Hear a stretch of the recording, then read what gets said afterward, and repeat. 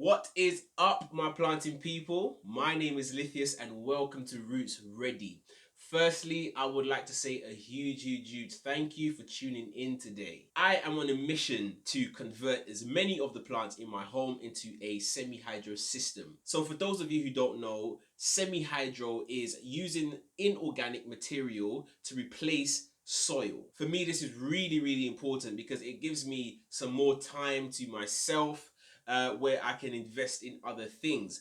Because unlike soil, semi-hydro, you can provide it with a reservoir of water and it's almost like a self-sustaining system for a while. It provides water and nutrients to the plant over a longer period of time than it would in soil. I will be transferring this plant right here, my Ficus Lyrata, or Fiddle Leaf Fig as it's more commonly known, into pon. If you're anything like me and you are also thinking about converting your Fiddle Leaf Fig into pon, then you would know that there's not much in the way of information on the internet. Now, I have spent a long time scouring YouTube and forums just trying to get some information and some tips.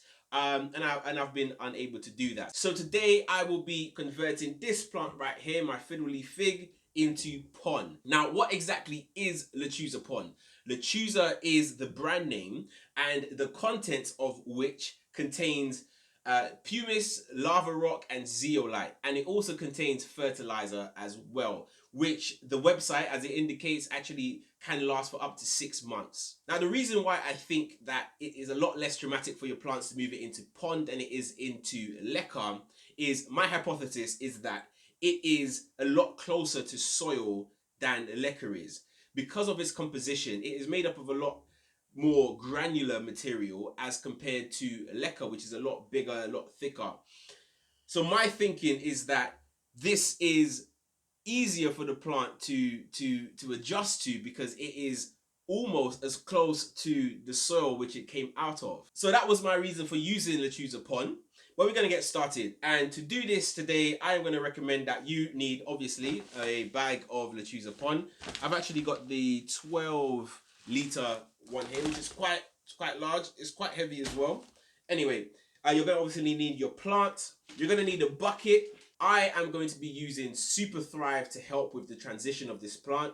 It is not necessary, but it is recommended. And finally, you're going to need your watering can. In my case, I've got an old bottle that I have upcycled with a nozzle on the top. Now, I've gone ahead and taken my plant out of the pot, and I've got a bucket of water here. And the reason for that is because you don't really want to be wasting too much water doing this, and some people do it in their sink, but that does use up a lot of water, and with this I can then just use it to water some of the plants in my garden. So yeah, I'm just going to use this to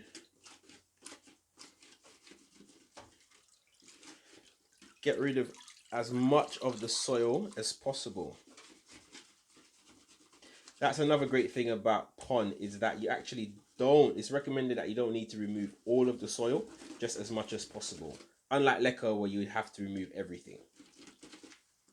So I've got my Fiddle Leaf Fig here. It's all washed. I've gotten off as much of the soil as possible, as you can see. It was a very tight root ball just here in the center, so I went ahead and used a chopstick to really get in there and get all of that soil out, and now that's looking much better. I've also let this dry for about 20 minutes. If you've got more time, I recommend letting it dry for maybe around 40 minutes to really get it dry, because that really helps it to acclimate better when you put it into the pond.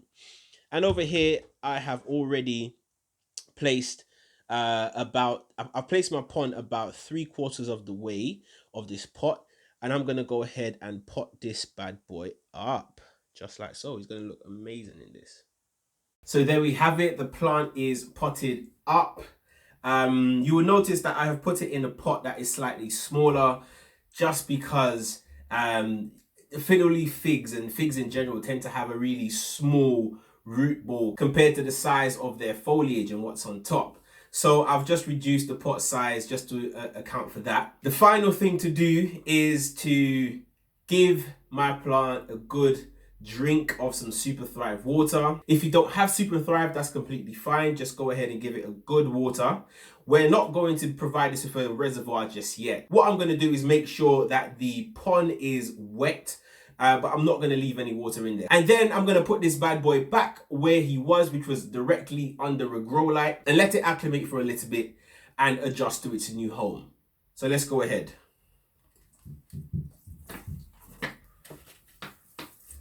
So the reason why we are not providing a reservoir for this plant just yet is because it needs time to adjust and it needs to develop some water roots before we can actually provide it with that reservoir. We're going to water the plant and let it drain through. We're going to do that about once a week, twice a week, depending on your climate in your house.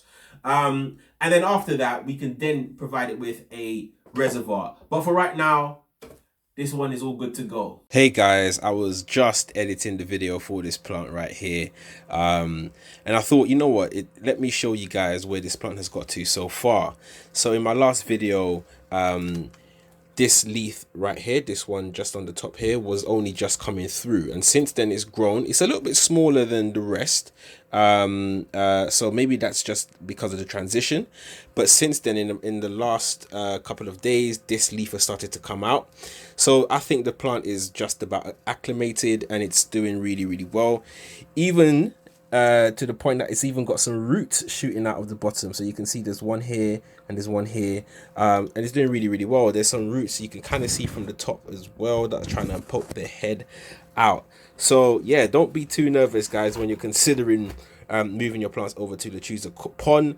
As you can see, it's a lot more forgiving than Lechuza is, so I'll definitely recommend it. And that's it, simple as that. I hope you guys did enjoy this video. If you did, then consider subscribing to this channel or following my Instagram page, which is @RootsReady, to stay up to date. Thank you so much and keep planting.